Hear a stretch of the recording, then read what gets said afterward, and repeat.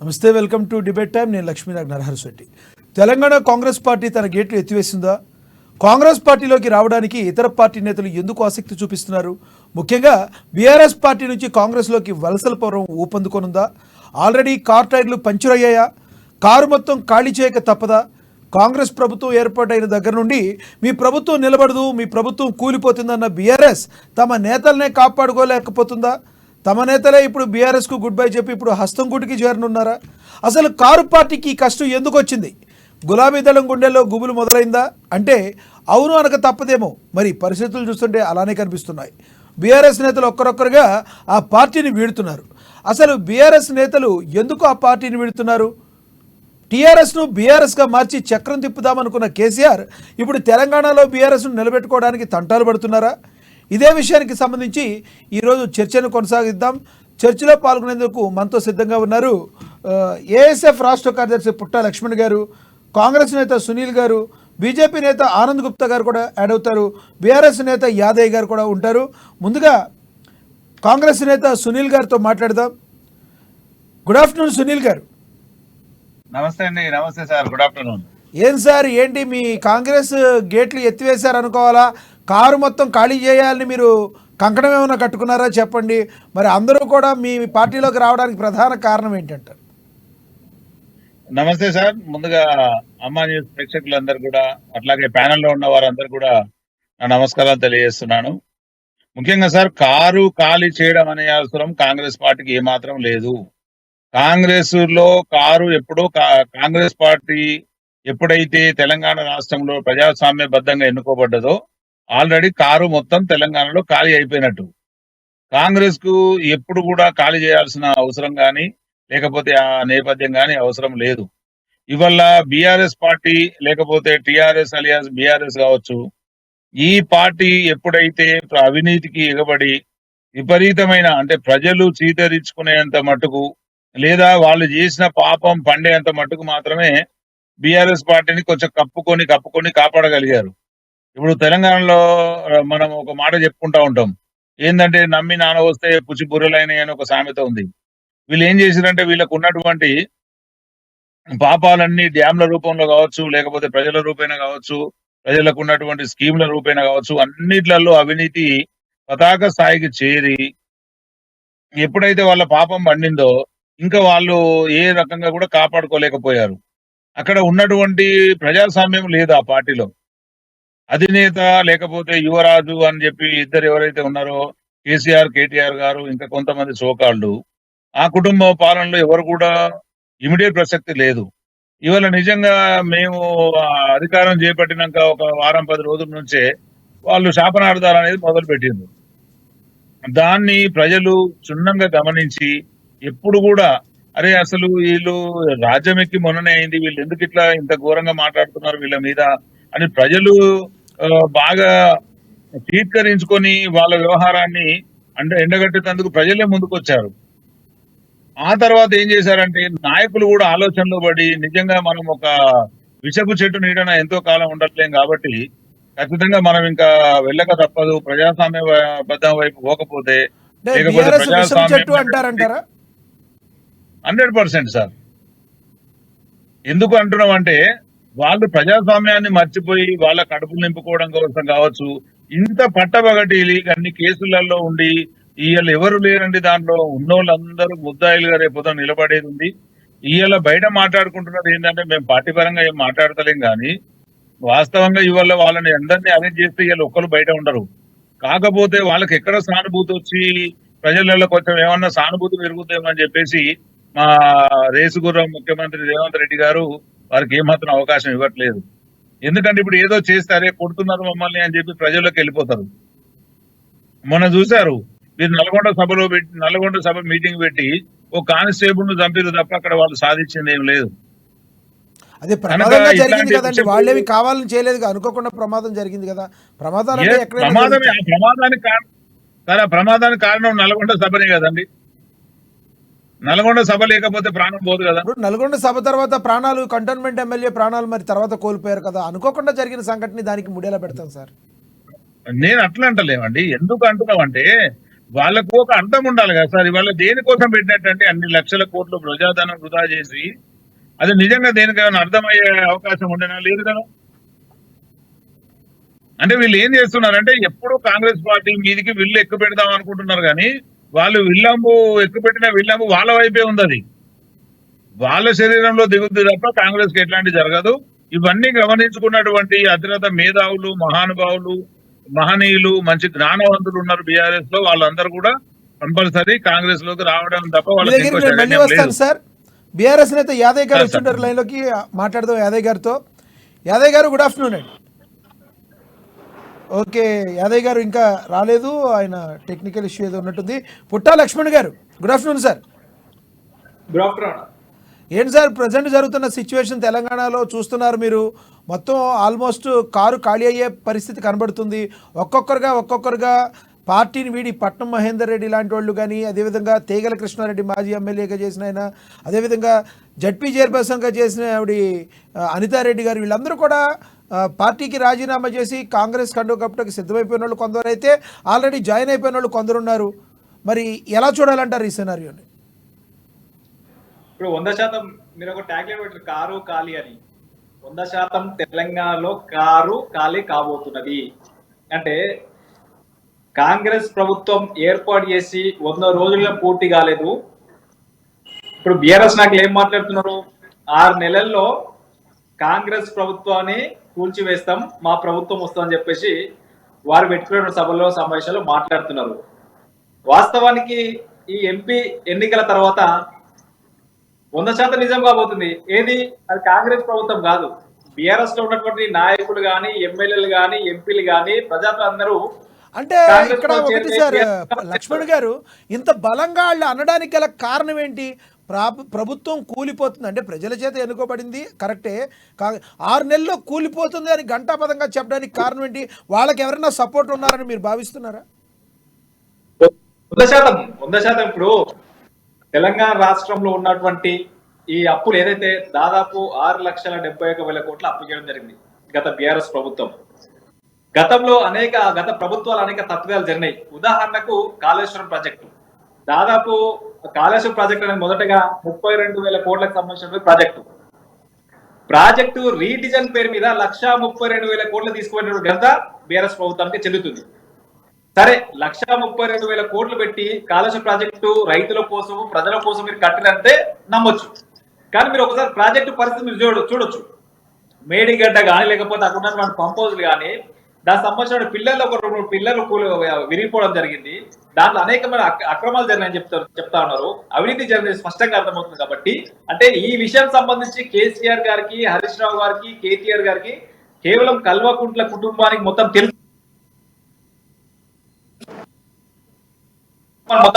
ఎందుకంటే కాళేశ్వరం ప్రాజెక్ట్ లో పూర్తిగా అవినీతిమయం జరిగిందని చెప్పేసి, అక్రమాలు జరగడం స్పష్టంగా తెలుసు. కాబట్టి వాళ్ళు కాంగ్రెస్ ప్రభుత్వం ఉంటే మా యొక్క జీవితాలు ఆగమైతే మేము జైలు పోక తప్పదని చెప్పేసి బీజేపీ తోటి లోపాయికర ఒప్పందం చేసుకుంటున్నారు. అందులో భాగంగానే ఈరోజు ఎంపీ ఎన్నికల్లో బీజేపీ బీఆర్ఎస్ పొత్తు అని చెప్పేసి ఒక సంకేతాలు బయటికి వస్తున్నాయి. అంటే దీనికి అధికారికంగా ధృవీకరించకపోయినా కూడా బీజేపీ నాయకులకు తెలుసు, బీఆర్ఎస్ నాయకులకు తెలుసు. అంటే వాళ్ళు బీజేపీ వాళ్ళు మేము చెప్పుదో కొట్టండి అట్ట మమ్మల్ని ఎవరన్నా అంటే మేము ఎటువంటి పరిస్థితుల్లో 17 సీట్లు విడిగా పోటీ చేస్తామని బీజేపీ చెప్తే వాళ్ళకి అంటగట్టే ప్రయత్నం మీరు ఎందుకు చేస్తున్నారు సార్? వారి అంటగట్టే ప్రయత్నం జరుగుతున్నటువంటి ఇక్కడ లోపల జరుగుతున్నటువంటి సమీకరణలు అవి. ఇప్పుడు బీజేపీ వాళ్ళు ఏంటంటే, బీజేపీ సంబంధించి ఏంటంటే పైకి గంభీరంగా మాట్లాడుతున్నా కూడా వాళ్ళ యొక్క జాతీయ నాయకులు, వాళ్ళ కేంద్ర అధినాయకత్వం సంబంధించినటువంటి వారితో సంప్రదింపులు చేసిన పరిస్థితి స్పష్టంగా అర్థమవుతుంది. అంటే ఎందుకు బీఆర్ఎస్ బీజేపీ తోటి పొత్తు పెట్టుకునే ఆలోచన చేస్తుందంటే, తెలంగాణ రాష్ట్రంలో వాళ్ళకి ఎటువంటి ఇబ్బందులు లేకుండా, వారి కుటుంబాన్ని ఎవరు ఇబ్బంది పెట్టకుండా బీజేపీ తోటి పొత్తులు పెట్టుకోవడానికి ప్రయత్నాలు కొనసాగుతారు. కాబట్టి అందులో భాగంగానే ఈరోజు 6 నెలల్లో ప్రభుత్వం కూలిపోతే ఎందుకు చెప్తారంటే, బీజేపీ తోటి లోపాయకుడు ఒప్పందం చేసుకొని ఇక్కడ ఉన్న బీజేపీ ఎమ్మెల్యేలను, దాంతో పాటు ఎంఎల్ సంబంధించినటువంటి ఎమ్మెల్యేలను కలుపుకొని ప్రభుత్వాన్ని కూల్చేసే ప్రయత్నం చేస్తారు. ఓకే లక్ష్మణ్ గారు, మీరు చెప్పిన దానికి, మీరు మాట్లాడిన దానికి, అదేవిధంగా సునీల్ గారు మాట్లాడిన దానికి బీఆర్ఎస్ నేత యాదయ్య గారు సమాధానం చెప్తారు. యాదయ్య గారు good afternoon sir. Good afternoon Yadaiah గారు.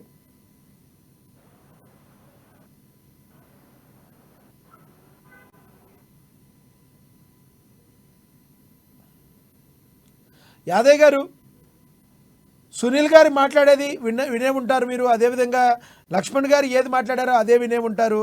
ప్రజెంట్ ఉన్న పరిస్థితుల్లో కారు మొత్తం ఖాళీ అవ్వడానికి గల కారణం ఏంటి, మీ యొక్క పరిస్థితి ఏంటి అనేది మీకు అర్థమవుతుందా?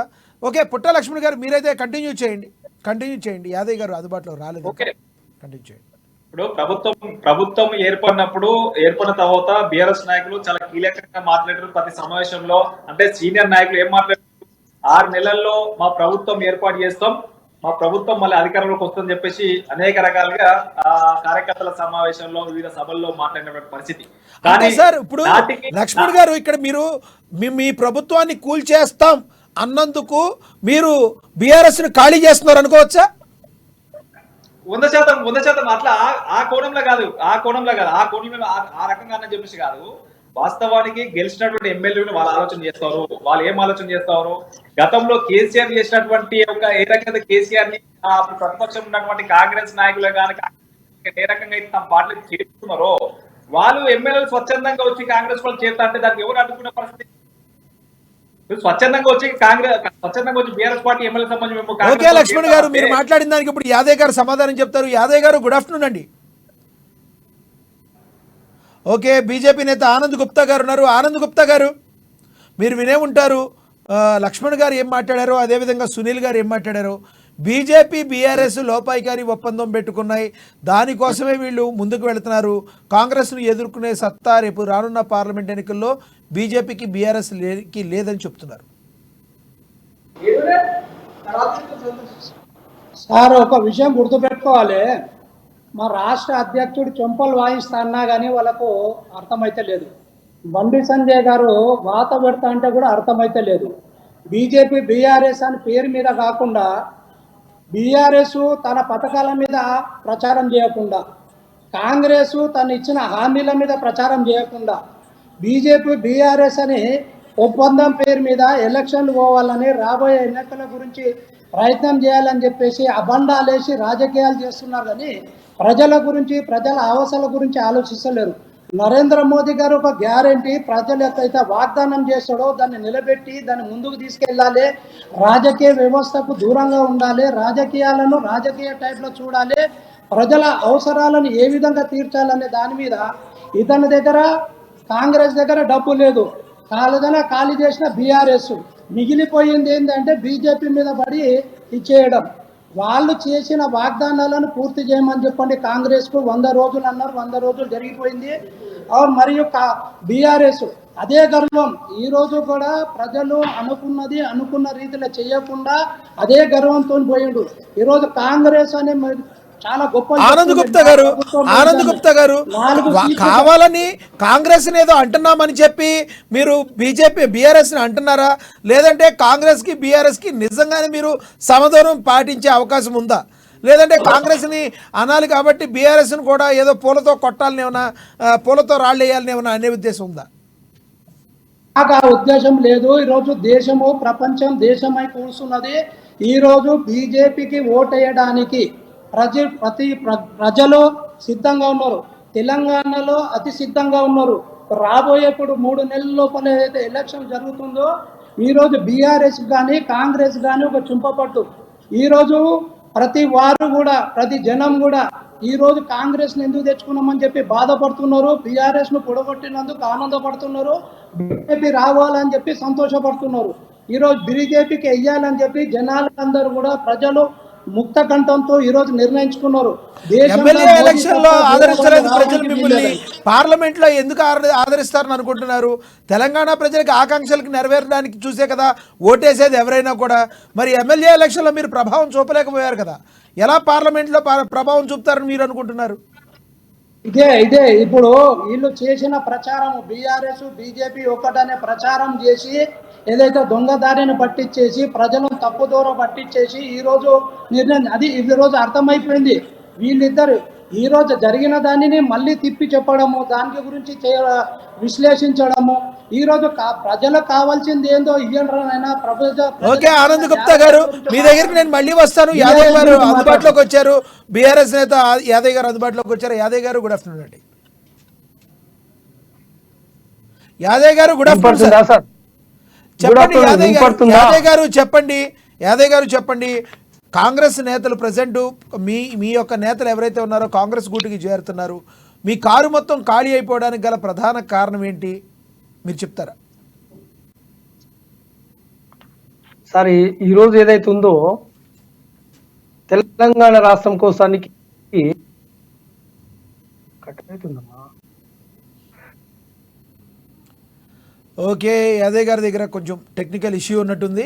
ఓకే, సునీల్ గారు ప్లీజ్ కంటిన్యూ. బాగా మాట్లాడుతున్నాడు. మీరు పెట్టాల్సిన సబ్జెక్ట్ ఏంటంటే అండి, కారు కాలి కమలం కాలి అని కూడా పెట్టాలి.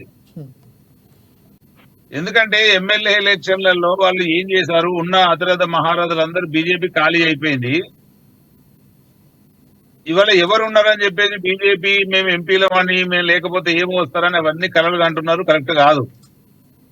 ఇవాళ బీఆర్ఎస్ కు ఒక అవకాశం ఉంది. నిజంగా వాళ్ళు ఒకసారి పాలన చేసిరు, రెండోసారి అవకాశం ఇచ్చిరు, ప్రజలు పాతాళంలో దొక్కిపడేసారు.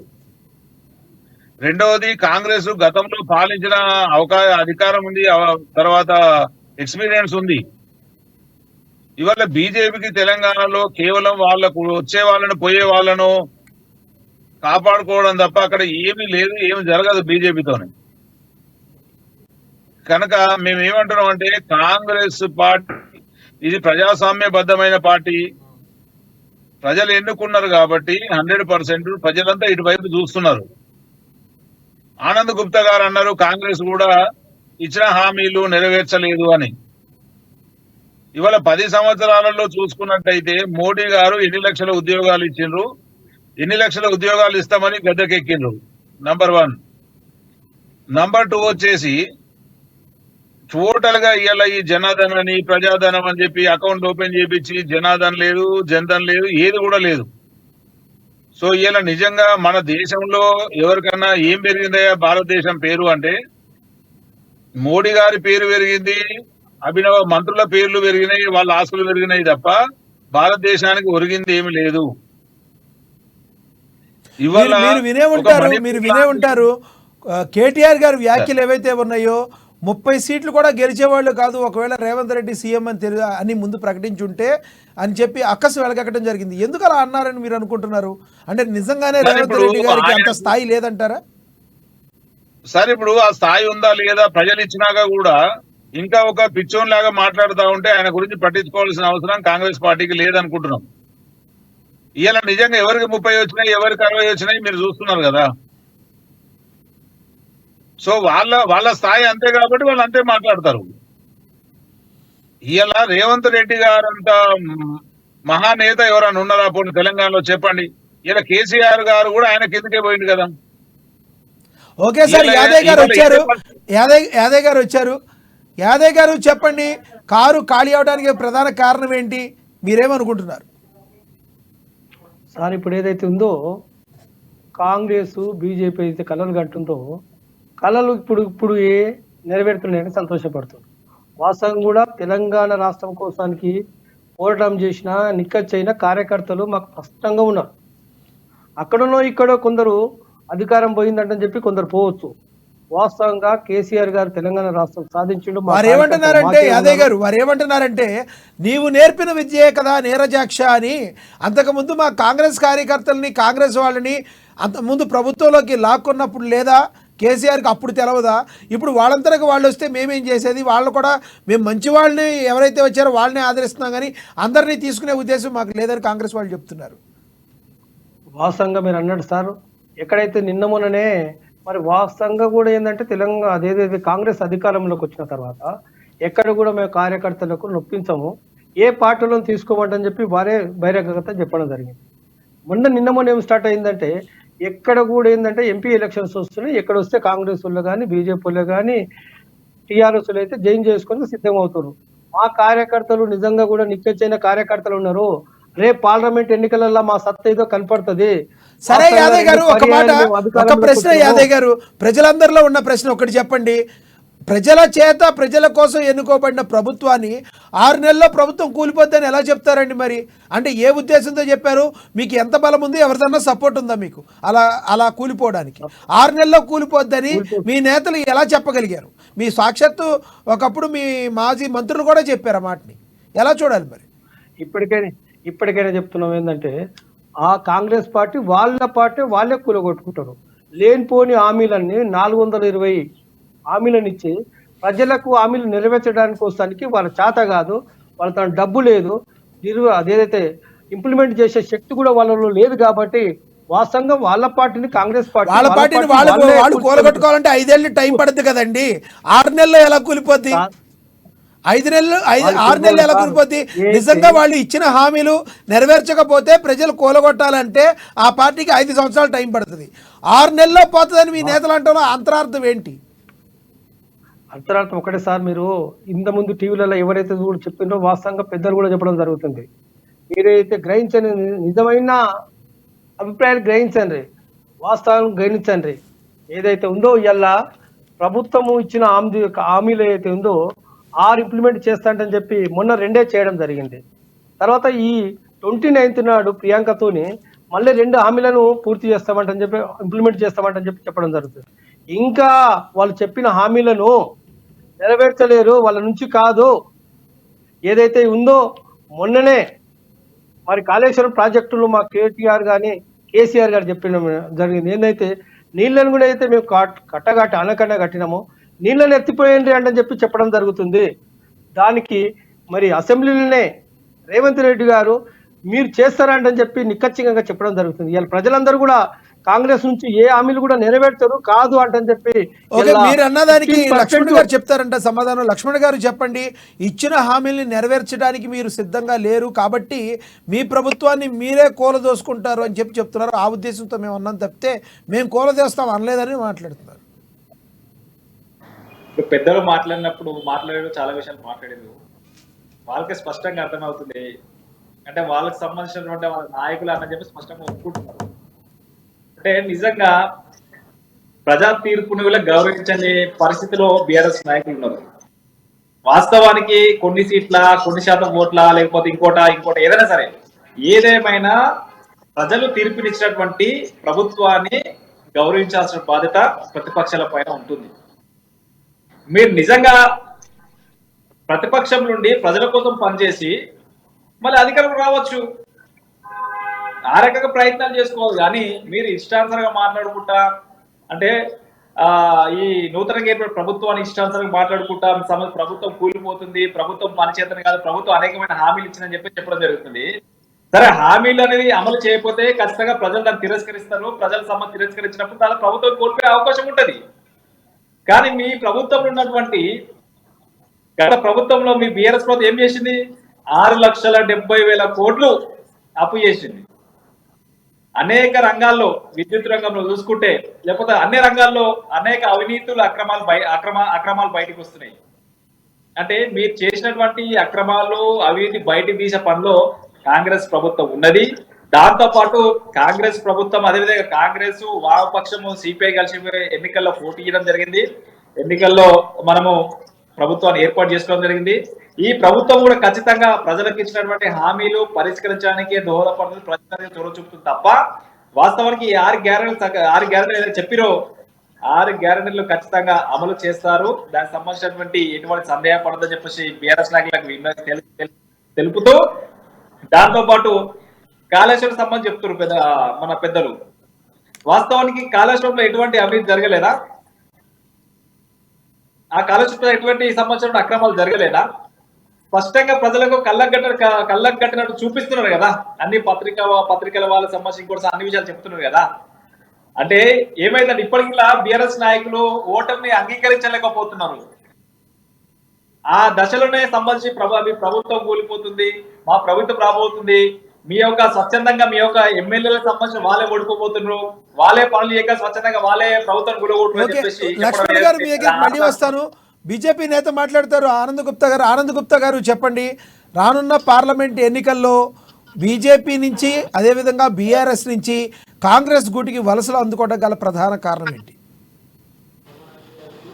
సార్, ఇప్పుడు పరిస్థితి ఎట్లుందంటే రేవంత్ రెడ్డి గారు ముఖ్యమంత్రి అయ్యిండు, కానీ కాంగ్రెస్ పార్టీ తరఫు నుంచి అతని మీద కాంగ్రెస్ పార్టీకే నమ్మకం లేదు. ఎవరినైనా కలవాలంటే మాత్రం ఎంబడి ఎవరైనా ఒకరిద్దరు పోతేనే అతను కలిసే పరిస్థితి ఉంది. ప్రభుత్వం నడిపించే పరిస్థితి ఉందా లేదా దేవునికి ఎరక. రెండోది, బీఆర్ఎస్ పేరు మీద ఇన్ని అబండాలు వేసినా ఇంతవరకు కూడా ఒక యాక్షన్ తీసుకోరు, ఒక లెటర్ చేయరు, ఒక సిబిఐకి ఎంక్వైరీకి వెయ్యరు. ఇన్ని అబండాలు బీఆర్ఎస్ అంటే బీఆర్ఎస్ ఇప్పుడు కాంగ్రెస్ లోపాయకారి అదేంటండి మీరు BRS ని వెనకేసుకొచ్చినట్టుగా మాట్లాడితే ఎలా? ఎందుకంటే అభియోగాలు వేస్తారు కానీ సార్, నాకు ఒక అవకాశం ఇవ్వండి. మాట్లాడితే ఎలా మీరు? మేమంటున్నాము ఒక అవకాశం. సిబిఐ కన్నా పంపించండి, సునీల్ గారు చెప్పండి, దానికన్నా చేయండి. అడగండి. ఈ రోజు సార్, ఇప్పుడు ఒప్పందం చేసి ఆనంద్ గుప్తా గారు ఏం మాట్లాడుతున్నారంటే, చేయడము సార్ ఆనంద్ గుప్తా గారు ఏం మాట్లాడుతున్నారంటే, రాజకీయాన్ని భ్రష్టు పట్టించడానికి సునీల్ గారు రేవంత్ రెడ్డి గారి మీద లోపల ఇండియా రేవంత్ రెడ్డి గారి మీద ఆనంద్ నమ్మకం గుప్తా గారు, లేక ఒక్క నిమిషం ఉండండి. ఆనంద్ గుప్తా బంధిస్తున్నారు గారు అంటున్నారు. సునీల్ గారు ఏదో అడుగుతున్నారు, చెప్పండి. సునీల్ గారు please continue. Sir, Anand Gupta గారికి నా సూటి ప్రశ్న ఒకటే, బీజేపీ వాళ్ళను ఎందుకు నమ్మట్లేదు కాంగ్రెస్? రేవంత్ రెడ్డి గారు వెళ్ళినప్పుడు తోడు ఎందుకు పంపిస్తున్నారంటే, మరి రేవంత్ రెడ్డి గారు ఒక్కరిని పోతే గనక మరి ఏమైనా కొనుగోలు ప్రయత్నాలు చేస్తారు కాబట్టి నమ్మకుండా తోడుపోతున్నారు ఒకరు. ఎందుకంటే వీళ్ళు ప్రభుత్వాన్ని కూలదోయడం, ముఖ్యమంత్రులు కొనడం. అంటే ముఖ్యమంత్రి మీద నమ్మకం లేదనమాట. మీరు నిర్ణయించిన మా ముఖ్యమంత్రి మీద మాకు నమ్మకం ఉంది బరాబరు. మీ బీజేపీ మీద నమ్మకం లేక ఇద్దరం వస్తున్నాం. నమ్మకం లేకపోతే ఎందుకన్నా ఎంబడి పంపించి ఖచ్చితంగా ఒక మంత్రివర్గంలో ఎవరు పోవాలి ఏంటనే ప్రోటోకాల్ రాష్ట్ర ప్రభుత్వాలను ఏలిన వాళ్ళకు తెలుస్తుంది.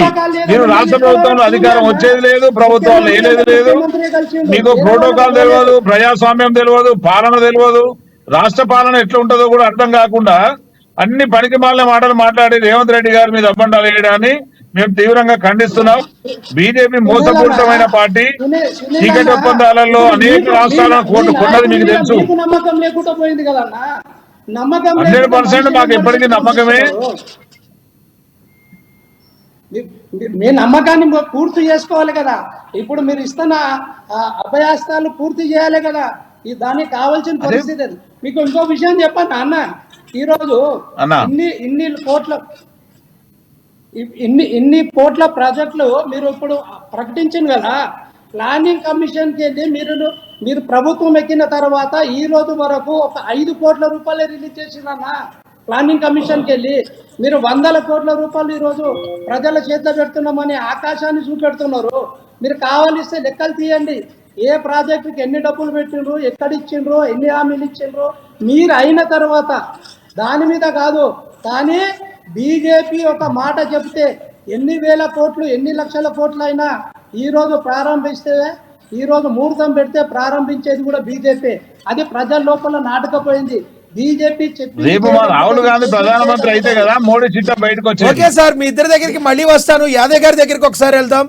యాదవ్ గారు చెప్పండి, పట్నం మహేందర్ రెడ్డి గారు, అదే తేగల కృష్ణారెడ్డి గారు, జడ్పీ చైర్పర్సన్ అనితారెడ్డి గారు, ఇలా ఒకరికొకళ్ళు వెళ్ళిపోతూ ఉంటుంటే మరి మీ కారు పార్టీ పరిస్థితి ఏంటి? స్టీరింగ్ పట్టుకునేది ఎవరు? రేపొద్దున మీ కారు ముందుకు వెళ్ళాలి అంటే పరిస్థితి ఏంటి? ఎందుకంటే మనం ఏదైతే చెప్పామో అది రిటర్న్ గిఫ్ట్ ఇవ్వటం కేసీఆర్కే కాదు మాకు తెలుసు అంటున్నారు కాంగ్రెస్ వాళ్ళు. సామాన్యంగా ఎక్కువ రిటర్న్ గిఫ్ట్లు ఇవ్వటం కేసీఆర్ గారికి బాగా అలవాటు. ఆ రోజుల్లో చంద్రబాబు నాయుడు గారికి రిటర్న్ గిఫ్ట్ ఇచ్చారనేవాళ్ళు. మరి ఈరోజు మరి తెలంగాణ ప్రజలు కేసీఆర్ గారికి రిటర్న్ గిఫ్ట్ ఇచ్చారనుకోవచ్చా? ఇప్పుడు ఏదైతే ఉందో సార్, కొత్తగా అధికారం వచ్చిన తర్వాత ఆశావూదులు కొందరు ఉంటారు. నాకు పదవి లేకుంటే నేను బతకలేను, నా ఆస్తులు కాపాడుకోవడానికంటే అని చెప్పి నాయకులు కొందరు ఆడి ఉంటారు. దాన్ని లెక్కలకు తీసుకోవద్దు, పరిగణలోకి తీసుకోవద్దు. అంటే అంతకుముందు మీ పార్టీలోకి వచ్చినప్పుడు కూడా ఆస్తులు కాపాడుకుంటాకు వచ్చేవాళ్ళని మీరు తీసుకున్నారా? ఇప్పుడు మీ ప్రభుత్వంలో అధికారం ఉందంటని చెప్పి మా ప్రభుత్వంలో అధికారం కాదు సార్. అంతకుముందు కాంగ్రెస్ లో కాంగ్రెస్ నేతలు సార్, ఒకటి బీఆర్ఎస్ పార్టీ సొంతగా వచ్చిన వాళ్ళు ఎవరు లేరు. టీడీపీ పార్టీ నుంచో కాంగ్రెస్ పార్టీ నుంచో వచ్చిన వాళ్ళు మీ దగ్గర ఉన్నారు. మరి వాళ్ళందరూ కూడా ఆస్తులు కాపాడుకుంటే మీ పార్టీలో జాయిన్ చేసుకున్నారా? మరి అలా కూడా అడుగుతారు కదా. ఉద్యమంలో తెలంగాణ తెలుగుదేశం యూనివర్సిటీ కదా అది. చెప్తున్నా, చెప్పండి యాదవ్ గారు ప్లీజ్ కంటిన్యూ. ఇప్పుడు చెప్తున్నా, క్లియర్ గా చెప్తున్నా కదా సార్. ఏంటంటే ఎక్కడైనా సరే 1-2-3% అనేటోళ్ళు అధికారం ఎక్కడ ఉంటే అక్కడ ఉండడానికి ప్రయత్నం చేస్తారు. కాంగ్రెస్ ఉండని టీఆర్ఎస్ ఉండని వాళ్ళ లెక్కలకు తీయకుండా, పరిగణలోకి తీసుకోకుండా వాళ్ళు నిమిత్ర మాత్రులు. రేపు మళ్ళీ మా అధికారంలోకి వస్తే మా పార్టీలోకి వచ్చేటోళ్ళు వాళ్ళందరూ రేపు ఎంపీ ఎలక్షన్స్ అయిన తర్వాత రిజల్ట్ వస్తుంది. కాంగ్రెస్ పరిస్థితి ఏంది, బీజేపీ పరిస్థితి ఏంది? బీజేపీని ఈ రాష్ట్రంలో డిపాజిట్ లేకుండా 8 సీట్లకే పరిమితం చేసింది ఈ రాష్ట్ర ప్రజలు. 64 సీట్లకు పరిమితం చేసింది కాంగ్రెస్ కు. 2 మీరు పర్యాయాలు BJP ని అధికారంలో చూస్తున్నారు. ఉన్నాం మేము. మొత్తం రాష్ట్రాన్ని శాసించే స్థాయి దగ్గర నుంచి మిమ్మల్ని 39 సీట్లకు పరిమితం చేశారు కదా సార్, దానికి ఏమంటారు? అది దాన్ని స్వీకరిస్తున్నాం కదా సార్. ప్రజలు మనకి ఏంటంటే ప్రజలు ఎక్కువ హామీల మీద ప్రజలు ఏంటంటే హామీలకు ఆశపడి కొందరు ఓటర్స్ వేసిండ్రు. వాస్తవంగా దాన్ని మేము జీర్ణించుకుంటున్నాం. ఇప్పుడు చూడండి సార్, ఇప్పుడు సర్వే చేయండి, ఏదైతే ఉందో 15% డౌన్ అయింది కాంగ్రెస్ అంటే అని చెప్పి అన్ని వర్గాల ప్రజలకెళ్ళి వెళ్తుంది ఇప్పుడు.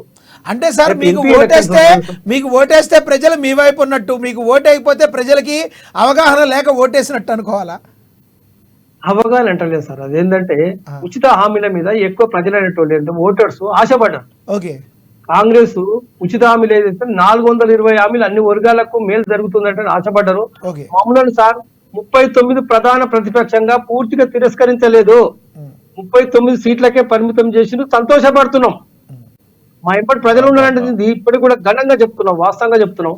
మా ఎంపటి ఓకే, ప్రజలు మీరు ఉన్నారు. మాట్లాడిన దానికి సునీల్ గారు మాట్లాడతారు, రియాక్ట్ అవుతారు. సునీల్ గారు ప్లీజ్ కంటిన్యూ. ఎందుకంటే ప్రజలు మా వైపు ఉన్నారు, మేము జీరోలోకి వెళ్ళలేదు, 39 సీట్లతో మేము ప్రతిపక్షంలో ఉన్నాము కాబట్టి ప్రజలు మా వైపు ఉన్నారు. రేపొద్దున మీ ప్రభుత్వం పోతుంది, ఆ తర్వాత మా వైపు వస్తారు కాబట్టి ఈ వెళ్ళడం రావడం గురించి మేము పెద్దగా ఆలోచించట్లేదు.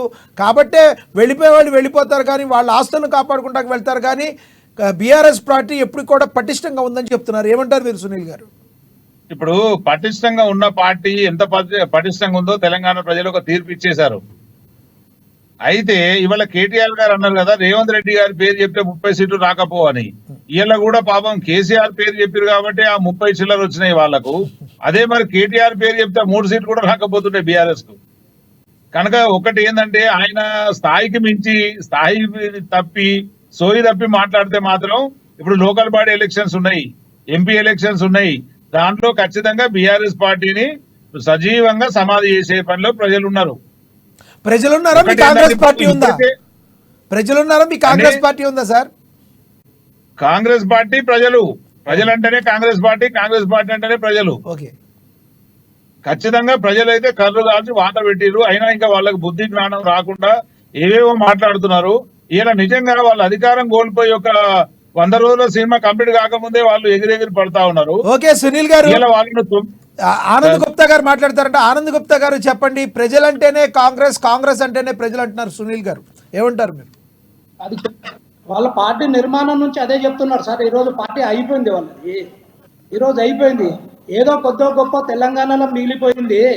టీఆర్ఎస్ అయితే 100 సీట్లు చెప్పిందో 100 సీట్లకి వెళ్ళి 1 నంబర్ వెళ్ళిపోయిన తర్వాత మిగిలిన 2 సున్నాలే అక్కడ. రేపు రాబోయే కాలంలో కూడా కాంగ్రెస్ పరిస్థితి పార్లమెంట్ ఎలక్షన్ల తర్వాత పూర్తి స్థాయి లోపల వాళ్ళు చెప్పిన గ్యారెంటీలకు, వాళ్ళు చెప్పిన దానికి ఎక్కడ కూడా నిర్విరామంగా లేకుండా పార్టీని తిరస్కరిస్తారు. బీజేపీకి రాబోయే కాలంలో తెలంగాణలో బీజేపీ భవిష్యత్తే నిర్మాణం అవుతుంది. ఈ రోజు బీఆర్ఎస్ అసెంబ్లీ ఎన్నికల్లో ఆనంద్ గుప్తా గారు, అసెంబ్లీ ఎన్నికల్లో 8 సీట్లు తెచ్చుకున్నా మీకే అంత కాన్ఫిడెంట్ ఉంటే ప్రభుత్వాన్ని ఫామ్ చేసిన కాంగ్రెస్ పార్టీకి ఎంత కాన్ఫిడెంట్ ఉండాలి? ఇది నా మాట కాదు, ప్రజల్లో కూడా ఉంటుంది కదా. 2 సీట్లు ఉన్న బీజేపీ 303 సీట్లకు వచ్చిందన్న. లాస్ట్ టైము బీజేపీకి 1 సీట్ ఉండన్న, అయినా 4 ఎంపీలు గెలిచింది. ఈ రోజు 8 మంది ఎమ్మెల్యేలు ఉన్నారు. మీరు రాబోయే కాలంలో మీరు చూస్తారు. ఈ రోజు బీజేపీ గ్రాఫ్ ఏంది, తెలంగాణలో బీజేపీ పరిస్థితి ఏంది, ఇక్కడ ఉన్న నాయకత్వం ఏంది, కాంగ్రెస్ చేస్తున్న, ఎందుకంటే కాంగ్రెస్ కు ప్రజలు పూర్తి స్థాయిలో మద్దతు ఇలే. గుర్తుపెట్టుకోండి, ఈరోజు 64 సీట్ల మట్టకే అక్కడికి ఇచ్చిర్రు, మిగతా పార్టీ అక్కడ లేదు. అయితే బీఆర్ఎస్ అనే పార్టీ ఈరోజు మినిగిపోయింది. ఇక్కడ బీఆర్ఎస్ అనేది మరో టీడీపీ, తెలంగాణ టీడీపీ కాబోతుంది. ఇక్కడ బీఆర్ఎస్ అనేది లేకుండా పోతుంది. బీఆర్ఎస్ బీజేపీ కాంగ్రెస్ మధ్యలోనే రేపు పోటీ ఉంటుంది. కేంద్రంలో బీజేపీ ప్రభుత్వం నరేంద్ర గారి నాయకత్వాన్ని పూర్తి స్థాయిలో ప్రజలు నమ్మిండ్రు, ప్రజలు ఈరోజు చేస్తారు. తెలంగాణ ప్రజలు అంతా ఈజీ కాదు. ఏదో కొద్దిగా గొప్ప సీట్లు రాగానే మేము గెలిచినాం, ప్రపంచాన్ని జయించినాం అనే వాళ్ళ గొప్పలు పోతున్నారు. అవి ఎన్ని రోజులు అనేటి రాబోయే 3 నెలల లోపల తెలిసిపోతుందండి మనకు. ఓకే సార్, పుట్ట లక్ష్మణ్ గారు రియాక్ట్ అవుతారు. పుట్ట లక్ష్మణ్ గారు చెప్పండి, కేంద్ర ప్రభుత్వం ఎక్కడైతే ఉందో మేము 2 సీట్ల నుంచి 360 సీట్లకి ఎదిగిన వాళ్ళం, మాకు 8 సీట్లు అయినా తెలంగాణలో సాధించింది 8 సీట్లైనా పార్లమెంట్ లో ఎక్కువ సీట్లు సాధించుకోవడానికి మాకు అవకాశం ఉందని చెప్తున్నారు. ఏమంటారు? వాస్తవానికి తెలంగాణలో ఉన్నటువంటి బీజేపీ నాయకులకు తెలంగాణ ప్రజల పట్ల చిత్తశుద్ధి లేదు. ఇప్పుడు తెలంగాణ రాష్ట్రానికి రావాల్సినటువంటి విభజన హామీ చట్టంలో ఉన్నటువంటి విద్యా సంస్థలు కానీ, ప్రజలకు సంబంధించినటువంటి ఆసుపత్రులు కానీ, దాన్ని తీసుకురావడంలో విఫలం చెందిరు. కానీ గతంలో ఎంపీలు ఉండే బండి సంజయ్ గారు ఉన్నారు, బండి సంజయ్, దమ్మపు గారు, సోయం బాబు, ముగ్గురు ఎంపీలు ఉన్నా కూడా ఏనాడు కూడా అంటే ఒక కేంద్ర మంత్రి ఉన్నారు, 4 ఉన్నారు సంబంధించి, ఏనాడు కూడా తెలంగాణ రాష్ట్ర విభజన హామీ చట్టంలో ఉన్నటువంటి అంశాలనే పార్లమెంట్ లో ప్రస్తావించిందా? తెలంగాణ రావాల్సినటువంటి విద్యా సంస్థలు ఐఐటి, ఐఐటి, లేకపోతే బయ్యారం ఉక్కు పరిశ్రమ, గిరిజన యూనివర్సిటీ, తెలంగాణ రావాల్సిన విద్యా సంస్థలు కూడా ఏనాడు కూడా ప్రస్తావించిన బీజేపీ నాయకులు తెలంగాణలో మాకు మోడీ హవా ఉన్నది, మోడీ గాలి వీస్తుంది, బీజేపీ నాయకులు ప్రజలు నమ్ముతున్నారు అంటే ఏ రకంగా విశ్వసిస్తారో ఒకసారి బీజేపీ నాయకులు తెలంగాణ ప్రజలకు సమాధానం చెప్పాలి. ఈ 10 సంవత్సరాలకు పార్లమెంట్ లో వాళ్ళు వాడిన సమయం ఎంత, తెలంగాణ కోసం మాట్లాడిన సమయం ఎంత అడగండి నా జాలు. చెప్పండి గుప్తా గారు, చెప్పండి వాళ్ళు అడిగిన దానికి స్ట్రైట్ గా సమాధానం చెప్పండి. మీరు పెట్టి ఓట్లు అడుగుతారు తప్ప ఆనంద్ గుప్తా గారు సమాధానం చెప్తారు. చెప్పండి ఆనంద్ గుప్తా గారు. తెలంగాణలో లక్ష్మణ్ గారు మీరు ఆగండి, ఆనంద్ గుప్తా గారు సమాధానం చెప్తారు. లక్ష్మణ్ గారు మీరు ఆగండి. వినండి, మీరు చెప్పింది మేము విన్నాము. చెప్పండి ఆనంద్ గుప్తా గారు, ప్లీజ్ కంటిన్యూ. గాలి మాటలు కాదు, నాయకులు ఏం చేస్తారంటే ఎప్పుడు మతాల మధ్య, కులాల మధ్య, ప్రాంతాల మధ్య చిచ్చు పెట్టి వాళ్ళు ఓట్లు అడిగే పద్ధతులు తప్ప నిజంగా 10 సంవత్సరాలు కేంద్రంలో బీజేపీ ప్రభుత్వం ఉన్నారు కదా, నిజంగా మీకు దమ్ము ధైర్యం అభివృద్ధి పేరిట ఓట్లు అడగండి. అభివృద్ధి పేరుతో ఓట్లు అడగండి. ఎందుకు ఈ మతాల మధ్య, కులాల మధ్య పబ్బం గడుపుకునే పరిస్థితి? లక్ష్మణ్ గారు ఆగండి, చెప్తారు సమాధానం చెప్తారు. బీజేపీ పట్ల మీరు అడిగిన క్వశ్చన్ కి ఆయన సమాధానం చెప్తారు. మీరు ఆగండి లక్ష్మణ్ గారు, ఆన్సర్ ఇచ్చాక మీరు చెప్పండి గుప్తా గారు. సంవత్సరాలు కాంగ్రెస్ అంటే మొత్తం నొల్లి పెట్టి బతకడం తప్ప ప్రజలకు ఉపయోగపడింది ఎక్కడ కూడా లేదు. ఈరోజు దేశంలోకి వెళ్ళి మిమ్మల్ని బహిష్కరించినా మీకు అయితే లేదు. గాలి మాటలు మాట్లాడుతున్నారు అంటున్నారు. ఈరోజు కేంద్రం 2 లక్షల కోట్ల రూపాయలు ఈరోజు రాష్ట్రానికి తెలంగాణకి ఇచ్చింది. మీరు వినండి, చెప్పింది వినండి, మీరు వినండి. ఈ రోజు ఐఐటీ లేదంటారు, మీరు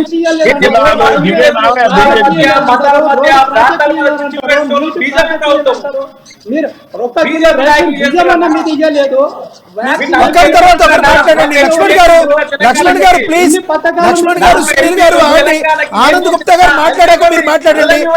ఆనంద్ గుప్తా గారు ప్లీజ్ కంటిన్యూ. లక్ష్మణ్ గారు ప్లీజ్ ఆగండి. లక్ష్మణ్ గారు, సునీల్ గారు ఆగండి.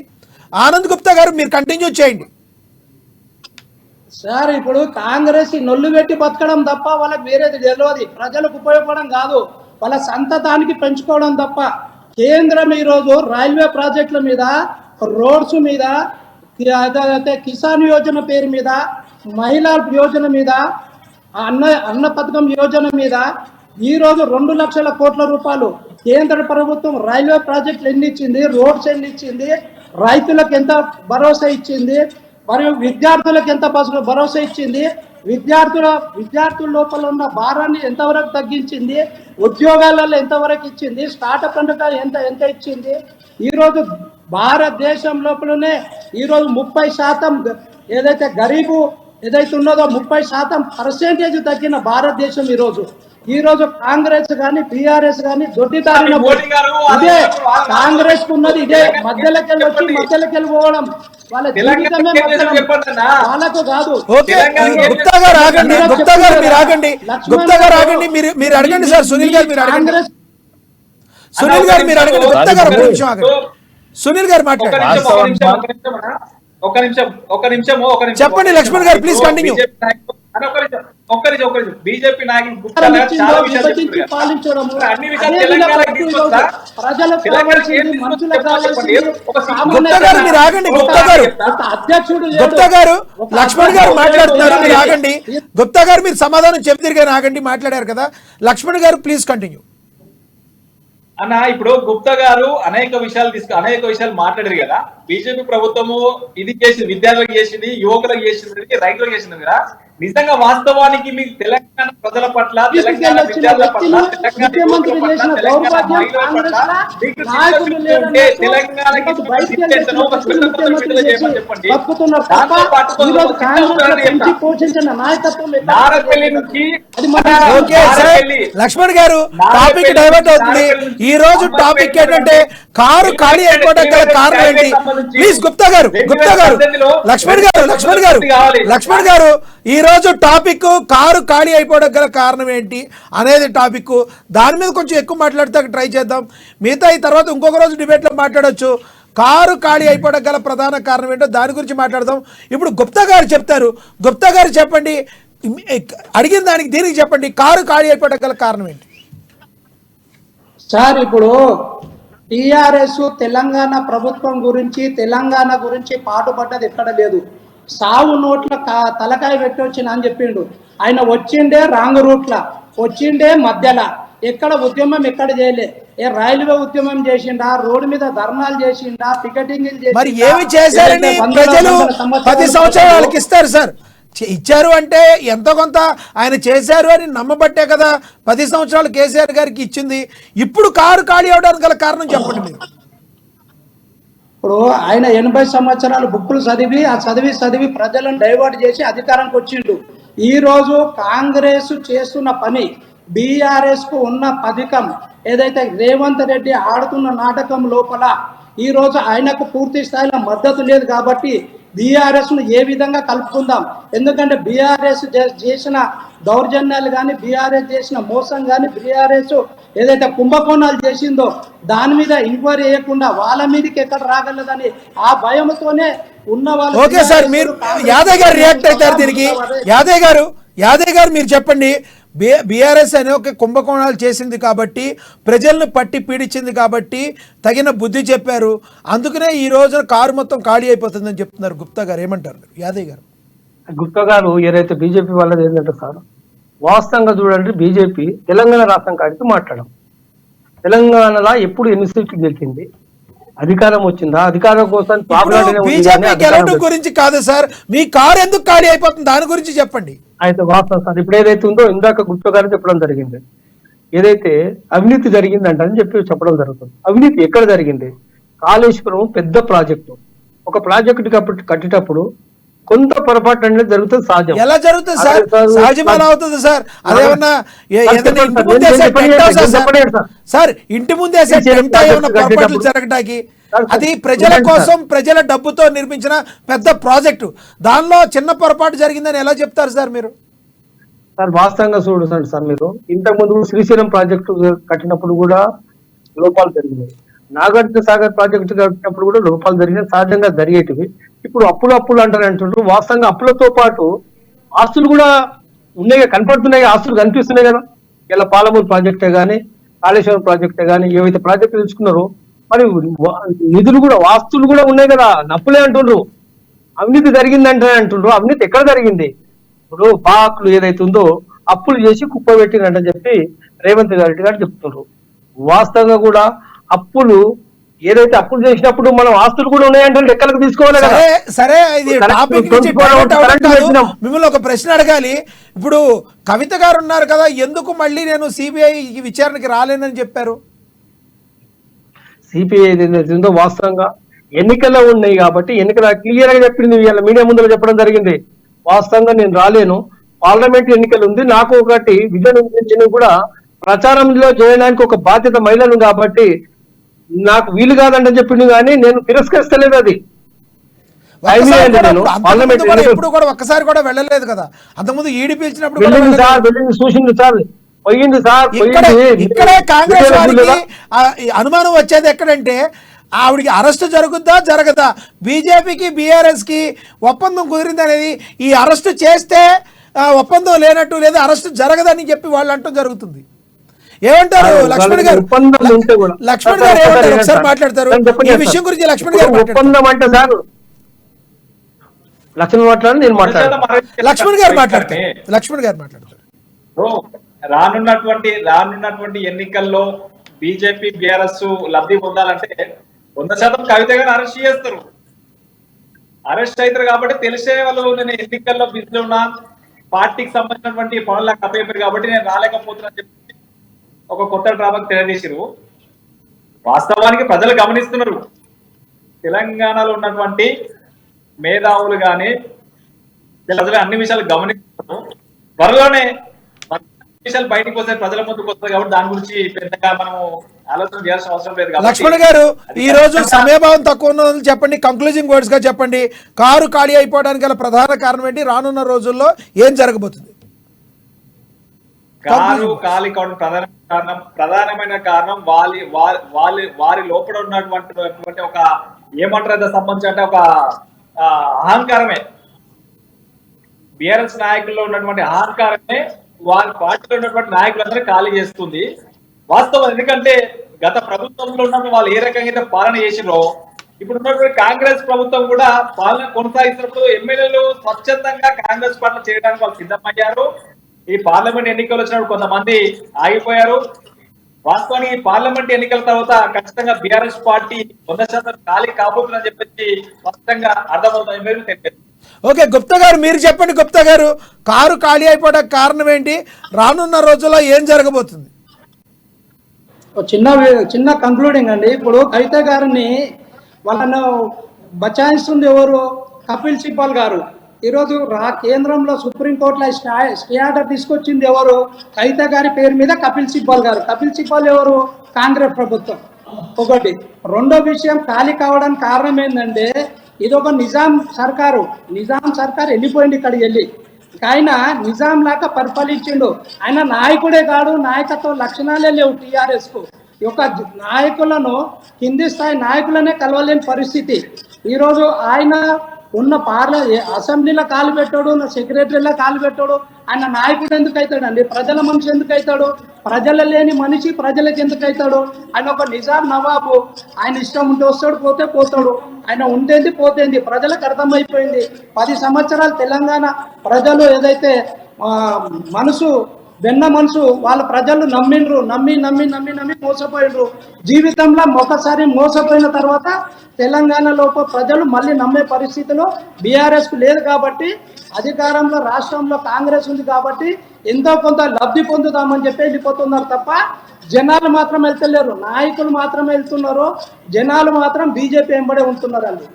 ఓకే ఓకే యాదయ్య గారు మీరు చెప్పండి. యాదయ్య గారు ఇప్పుడు ఆనంద్ గుప్తా గారు చెప్పినట్టు ఒకటి ఏంటంటే, వాస్తవంగా కేసీఆర్ గారిని ప్రజలంతా తిరస్కరించారు, నమ్ముదలేరు అంటున్నారు.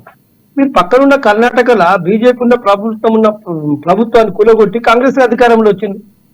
ఎందుకోసానికి వచ్చింది అంటే నీది కూడా పొరపాటు అని చెప్పి నువ్వు క్లియర్ గా అర్థమవుతుంది కదా. ఎప్పుడే కానీ ఒకటిసారి ఆనంద్ గుప్తా గారు, తెలంగాణలో కార్యకర్తలు 1000 మంది కార్యకర్తలు ఉన్న పార్టీ బీఆర్ఎస్ పార్టీ. ఇలా చూడండి, ఎంపీటీసీలు మీ కార్పొరేటర్లు కూడా కాంగ్రెస్ గుడికే చేరుకున్నారు సార్. విన్నారు సార్, ఇప్పుడు ఏంటైతుందో 33 మంది జడ్పీ చైర్మన్ మాకున్నారు. కాబట్టి ఏంటంటే నికష్టమైన కార్యకర్తలు ఉన్నారు. ప్రాణాలు తెలంగాణ కార్యకర్తలు ఒక్కొక్కటిగా వెళ్ళిపోతున్నారు. జడ్పీటీసీలు ఏంటి, అదేవిధంగా కార్పొరేటర్లు ఏంటి, వీళ్ళు కూడా వెళ్ళిపోతున్నారనే కదా సార్. సార్ ఒకసారి ఏంటంటే నేను ఫస్ట్ చెప్పానండి, ఏంటంటే కొందరికి మాత్రం ఏంటంటే పదవులు అనుభవించిన వాళ్ళకు పదవి లేకుండా ఉండాలని చెప్పి కొంతమంది పోతారంటే ఫస్ట్ చెప్పిన దాన్ని ఎక్కడికి తీసుకోకుండా రేపు పార్లమెంట్ ఎన్నికల చూడండి, మా బలం ఏందో చూడండి, నిష్పత్తి చూడండి. సునీల్ గారు రియాక్ట్ అవ్వండి. పార్లమెంట్ ఎన్నికల్లో మళ్ళీ మేమే సత్తా చాటపోతున్నాం. ఎవరు వెళ్ళేవాళ్ళు ఉండరు, మళ్ళీ మా దగ్గరే ఉంటారు. అందరూ కూడా పోయేవాళ్ళు ఎవరు ఉంటే తమ ఆస్తులను కాపాడుకుంటా పోతున్నారు తప్పితే తెలంగాణ ప్రజల కోసం కాదు వెళ్ళేదని చెప్తున్నారు. యాదయ్య గారు ఏమంటారు? Sunil sir, first of all అన్యాయంగా అక్రమంగా ఆస్తులు సంపాదించుకున్న కాంగ్రెస్ ఎప్పుడు రానియదు. కాంగ్రెస్ లో అట్లాంటి వాళ్ళకి అవకాశం లేదు, రానివ్వము. రెండోది, ఇవాళ మన ఇంటి ముంగట వేసినటువంటి టెంట్ మన ఫంక్షన్ అయిపోయేదాకా ఎంత గాలి వాన వచ్చినా పూలకుండా వేసిపోతాడు టెంట్ వాడు. కానీ మనోడు కట్టిన ప్రాజెక్టులు మాత్రం మొత్తం అన్ని ఒక మనుషులు పట్టే అన్ని బొర్రెలు వారింది. ఈయన నీళ్ళు ఎందుకు నింపుతలేరని చెప్పేసి యాదన్న అన్నాడు. ఆ నీళ్లు నింపేదానికి ఇలా నింపితే కూలిపోతురా బాబు అంటే కూడా ఆ పెద్ద మనిషికి అర్థమైతలేదు.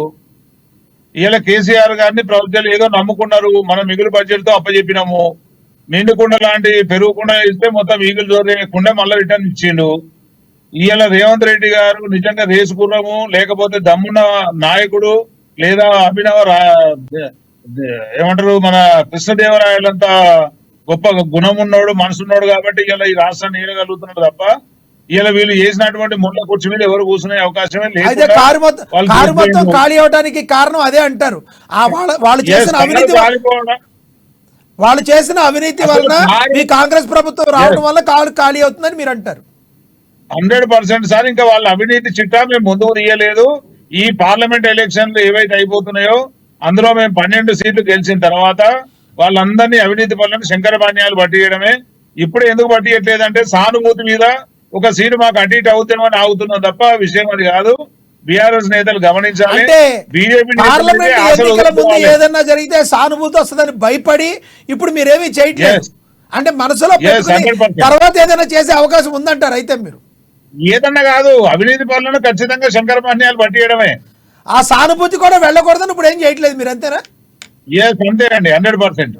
ధన్యవాదాలండి. చర్చలో పాల్గొన్నందుకు లక్ష్మణ్ గారు, సునీల్ గారు, అదేవిధంగా ఆనంద్ గుప్తా గారు, యాదయ్య గారు ధన్యవాదాలు. ఏది ఏమైనప్పటికీ కూడా కారు స్టీరింగ్ అనేది సరిగ్గా వెళ్ళడం లేదు, దిశలు మార్చుకుంటూ వంకరగా వెళ్తున్నట్టే కనబడుతుంది. కారు పంచర్ అయిందనో లేదంటే మొత్తానికి కారణం ఏంటో తెలియదు, కానీ ఒక్కొక్కరుగా అందరూ కూడా కాంగ్రెస్ గూటికి వెళుతూ జరుగుతుంది. చూడాలి మరి రానున్న రోజుల్లో బీఆర్ఎస్ యొక్క పరిస్థితి తెలంగాణలో ఎలా ఉండబోతుందో. చూస్తూనే ఉండండి అమ్మా న్యూస్, నిజం కోసం జనం కోసం.